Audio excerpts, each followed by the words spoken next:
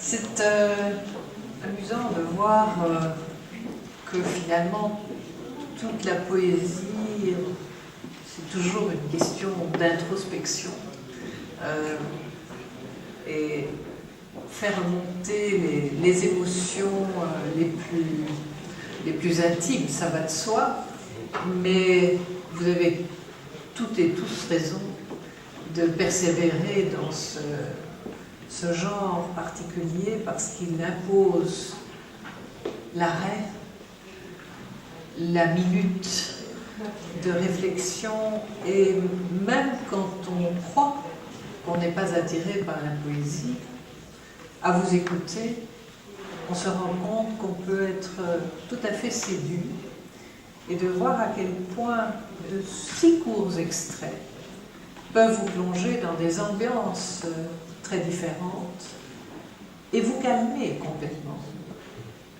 Mais c'est extrêmement précieux au XXIe siècle d'avoir ces pauses littéraires que vous nous offrez. Pour ce qui me concerne, quand j'écris, c'est une parenthèse hors du temps aussi, ce n'est pas qu'à la langue. Et ça fait un bien fou, évidemment. Même si les textes sont des textes parfois austères, c'est quand même un moment de ressourcement. Oui, allez-y. Oui, moi je voulais aller dans le sens de Corinne Hooks, pardon. Donc la poésie est aussi une prière, et c'est pour ça que je crois qu'au XXIe siècle, elle a tout à fait sa place. André Malraux disait que le XXIe siècle serait religieux, et je pense qu'il va y avoir effectivement un retour de bâton, et que la poésie spirituelle, pardon. Et je pense que la poésie, effectivement, a tout à fait sa place et qu'elle va en gagner énormément au sein de cette société moderne. Parce que, justement, je reviens sur New York une minute. New York, c'est le matériel, c'est symbolique du matériel, du matérialisme, de l'argent. Mais au sein même de ce matérialisme, l'homme, justement, creuse pour trouver son âme. Donc, il n'y a pas de dissociation, en fait, entre ce matériel et le spirituel. Voilà. Moi, j'ajouterais simplement ceci pour répondre à la question de tout à l'heure de Jacqueline Housseau. Pourquoi écrit-on de la poésie? Je dirais que je ne sais pas. Elle s'impose.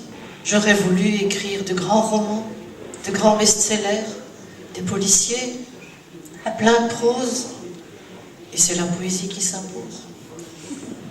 Quand l'émotion vient, elle porte la poésie. Et sans émotion, notre monde n'est rien. Je vais ajouter quelque chose, Malraux aurait dit, je pense, qu'il soit spirituel ou qu'il ne soit. Enfin, le XXIe siècle sera spirituel ou ne sera pas. Peut-être que la poésie peut aider à ce qu'il soit quand même. Moi, je dirais que la poésie vient naturellement.